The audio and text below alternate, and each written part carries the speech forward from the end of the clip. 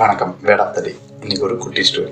ஒரு வீட்டோட சமையல் அறையில் ஒரு பாத்திரத்தில் பால் இருக்குது, இன்னொரு பாத்திரத்தில் நெய் இருக்குது. இப்போது இந்த பால் அந்த நெய்யை பார்த்து கேட்குது, எனக்குள்ளே இருந்து தான் உன்னை வெளியே எடுக்கிறாங்க, ஆனால் உன்னோட மதிப்பு மட்டும் உயர்வாக இருக்குது, என்னோட மதிப்பு அதே இடத்துல இருக்குதே, அது என்ன காரணம்னு எனக்கு புரியலை அப்படின்னு சொல்லி கேட்குதான்.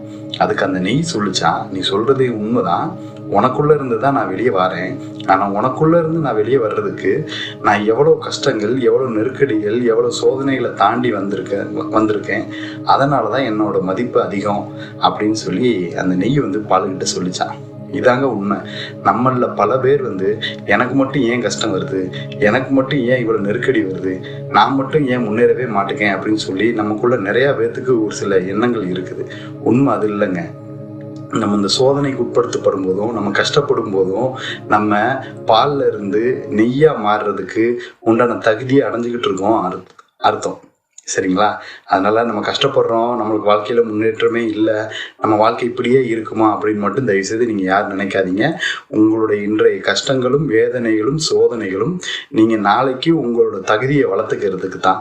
உங்கள் தகுதி வரும்போது உங்கள் தேவைகள் எல்லாம் சரியாயிரும், உங்கள் பிரச்சனைகள் எல்லாம் போயிடும். ஆனால் அந்த பிரச்சனையை கடந்தால் மட்டும்தான் உங்களுக்கு தகுதி கிடைக்கும். ஓகே, நன்றி, வணக்கம்.